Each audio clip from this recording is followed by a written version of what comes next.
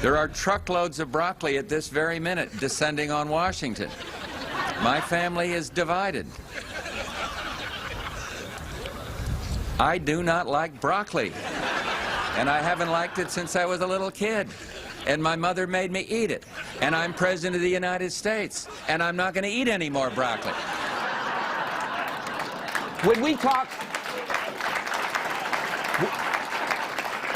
When we talk about vanishing heroism, don't forget vanishing humor. Humor is what holds this whole operation, civilization, together.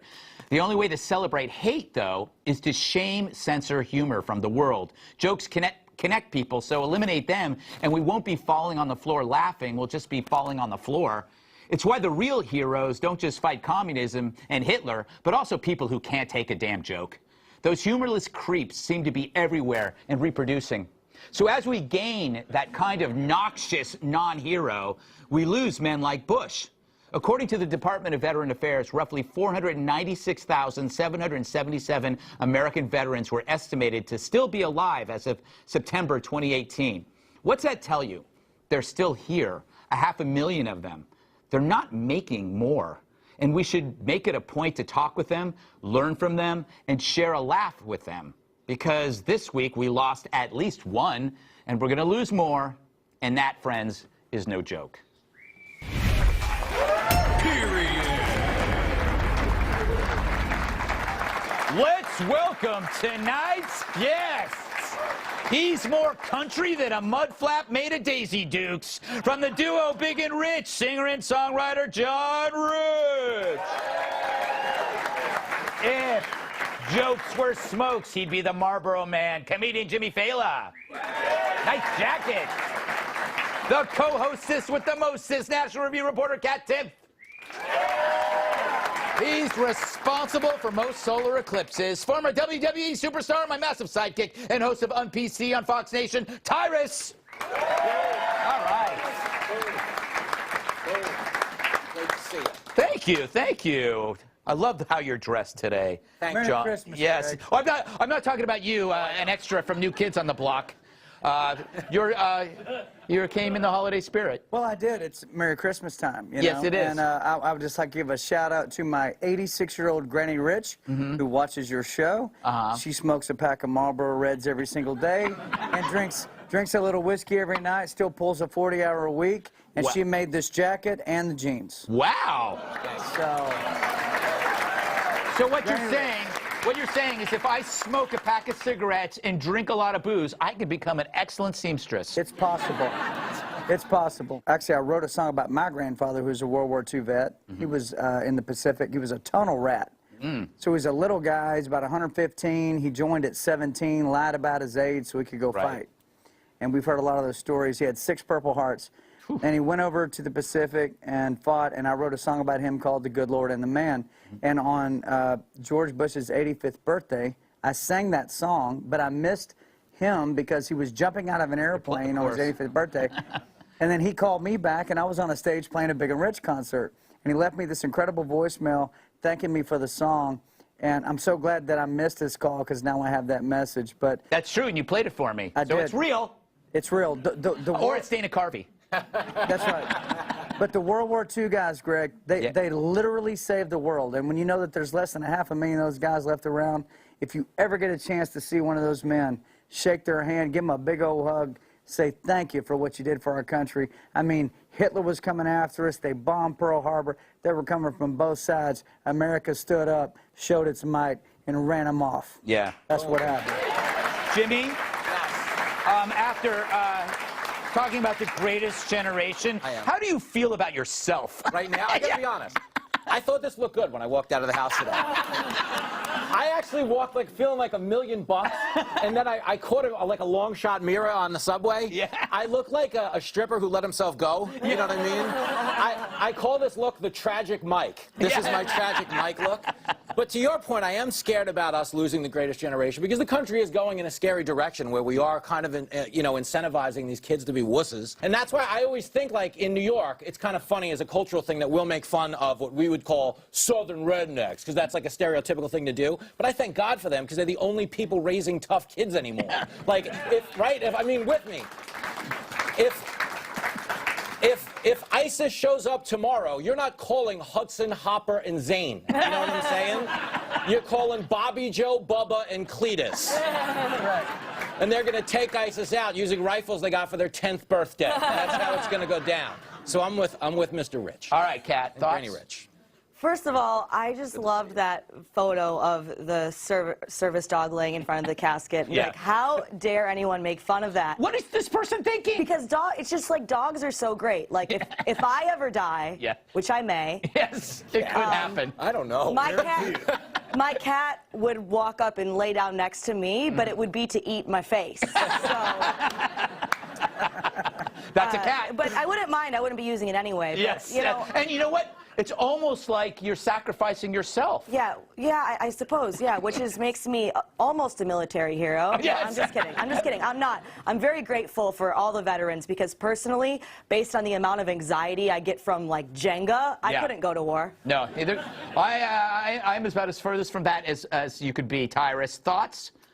Like I said, I thought it was a great week to remember what's important in this country. I thought George Bush Jr., his speech on his father was powerful and amazing, and it really, I don't have a dad, but if I did, I would hopefully talk about him like that. That was like, wow, I need to get one of those, but it might be too late. Like, wow, dads do all that? Wow. So it was kind of cool, and then at the same time, like, I did a lot of laughing. Like, the president, if he doesn't go to the funeral, he's the worst man on the planet. Yeah.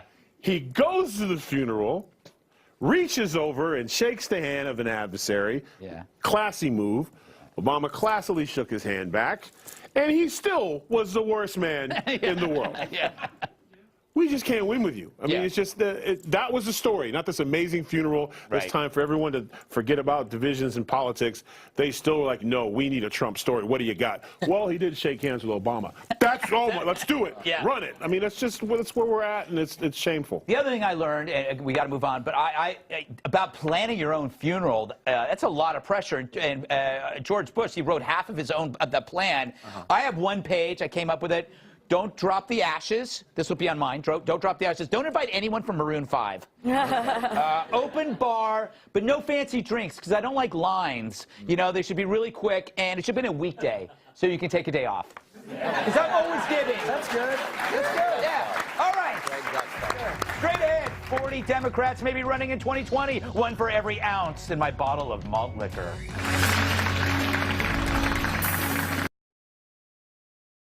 Expected to run. We'll have 30 or 40 probably great candidates running for president. I think because everyone recognizes how urgent this moment is in our history of our country. Wow, he knows his stuff. 40 candidates. The debates will be 6,000 hours long. Personally, I would rather watch this for 6,000 hours.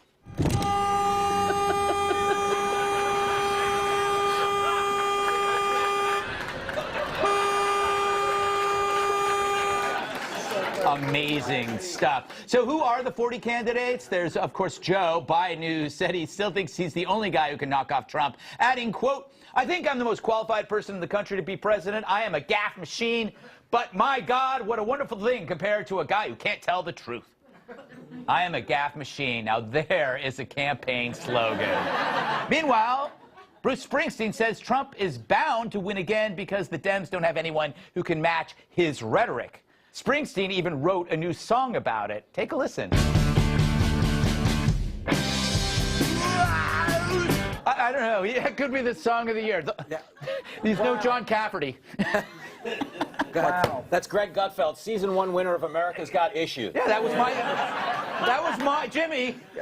That was my impression. I thought it was pretty close. By the way, now that I have your attention barely, isn't Springsteen talking about himself? He's the man of the, he's the common man. He's the left-wing populist. Yeah. If Trump is the right-wing populist, he's the left. Why doesn't he run? And he does admit it in his shows that he's a pretend populist, like that he didn't grow up in the world that he likes to sing about. Northern California, I think, or something like that. The boss. Yeah.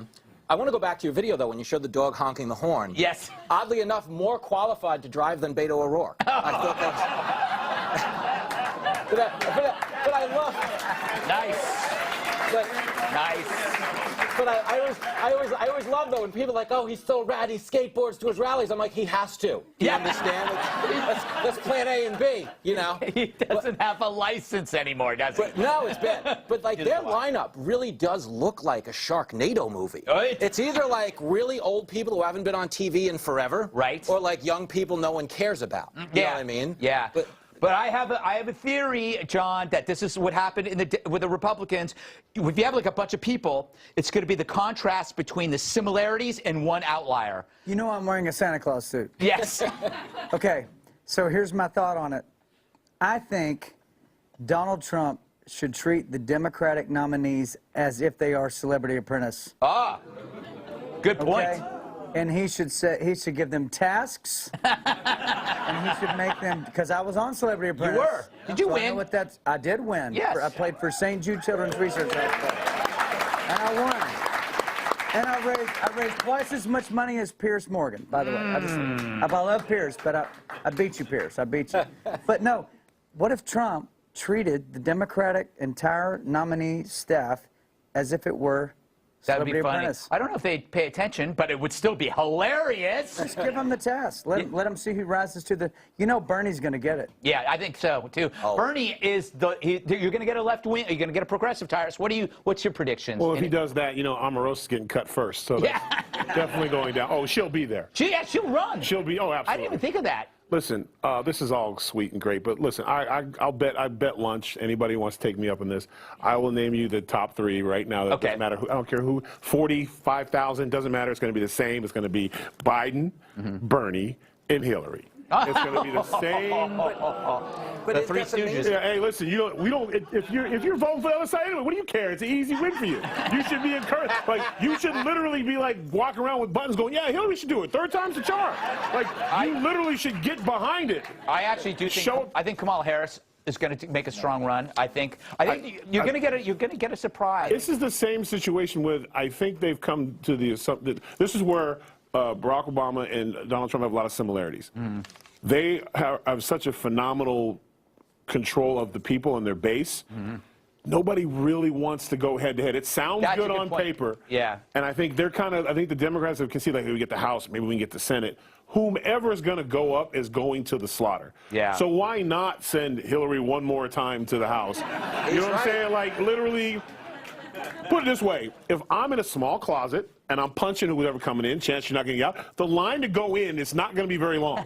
And if you're going to send somebody in there, you're going to pick the one person in this crowd we don't like. Yeah. And that's kind of why they're like, yeah, go ahead, Hillary, you got this. Because I don't think it's an uphill battle. Kat, thoughts? Yes. I do have some. Yes. I think it's hilarious when people say I'm the most qualified to be the president. Hillary said the same thing. Joe Biden's saying it now. Because actually, you don't get to decide that. You don't get to decide what qualified means. The voters get to decide what qualified means. It could be anything. It could be anything. If voters decided that the most important thing was like which candidate's the best at Super Mario, if you weren't good at Super Mario, then you wouldn't be qualified. It could really be anything. It's all up to the voters. All right. They're telling me to move on. Kevin Hart quits the Oscars instead of apologizing. Then he apologizes. What's going on with that? We discuss.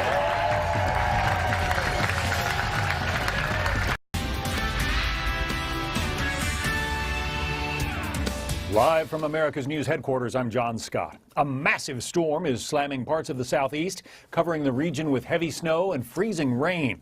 North Carolina and Virginia are seeing the worst of it. More than 200,000 homes without power, and people are being urged to stay off icy roads.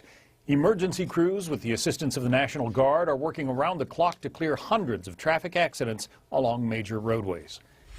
Leading Democrats now raising the prospect of impeachment if it's proven that President Trump directed illegal hush money payments to women. Prosecutors filed sentencing recommendations for the president's former personal attorney, Michael Cohen, and former campaign chair, Paul Manafort. They indicate that Mr. Trump directed Cohen to commit a crime, but whether or not the president himself broke the law is still open to question. I'm John Scott. I'll see you in 30 minutes for the Fox Report. Now, back to the Greg Gutfeld Show. The Oscars have no heart. Kevin Hart stepped down as Oscars host following an outcry over anti-gay tweets he wrote between 2009 and 2011. In one of them that's been since deleted, he wrote about breaking his daughter's dollhouse over his son's head if his son ever tried to play with it, calling the behavior, quote, gay. In his stand-up special from 2010, Seriously Funny, he said one of the biggest fears is his son growing up to be gay. Hart claims the Academy gave him the choice to either apologize or it would move on and find another host. Hart passed on the apology. The reason why I passed is because I've addressed this several times. This is not the first time this has come up. I've addressed it. I've spoken on it. I've said where the rights and wrongs were. I've said who I am now versus who I was then. I've done it. I've done it. I'm not going to continue to go back and tap into the days of old. However, Hart did later apologize on Twitter and then sent this follow-up tweet. I'm sorry that I hurt people. I'm evolving and want to continue to do so. My goal is to bring people together, not tear us apart. Much love and appreciation to the Academy. Hope we can meet again. So he quits the Oscars instead of apologizing, and then he apologizes. What? Can we accept that apology? Let's ask my buddy Vince. Yeah! Apology accepted then, Tyrus. Yes. The guy, what do you make of this? This is interesting. You know what's interesting to me is that everyone was worried about what he said at the end of the sentence. No one has an issue with beating a child with a house. He threatened to take in front of his daughter. Yes. He threatened to take the dollhouse, which is tough to put together. I built a couple in my days. And I mean, here's the thing. He's a comedian. Yeah. He made a joke. And the fact that he has to, I was proud that he didn't apologize. Yeah.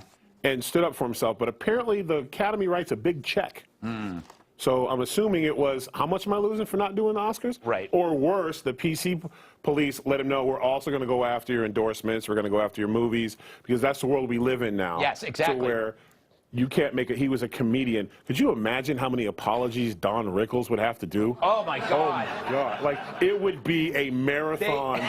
A marathon. So you talked about 6,000 hours? Yes. Oh, it would be 7,000 hours. We are in an era, but they're going back. Now they're taking, they're not even taking apologies, Kat. So the guy apologizes, but that's not enough because social media is now the moral arbiter. It used to be church, but because people have given up on religion, young people, they go to Twitter, and that's going to decide whether you, Kat, still get to have a job. I love having a job. I know, but if you say something on this show, and that mob, whatever the mob may be, decides that you screwed up, even if you apologize, you're done. I would never say anything like that. I think my cat's gay, and I'm fine with it. Okay, that's good. A mother always knows, you know? Yes. I really have to admit that I have no horse in this race. Okay. Because on the one hand, we have comments that were homophobic, and then on the other hand, we have a bunch of people who spent their time digging through someone's old tweets, trying to ruin them. What kind of people will do that? Loser people do that. Pathetic losers do that. So I'm like,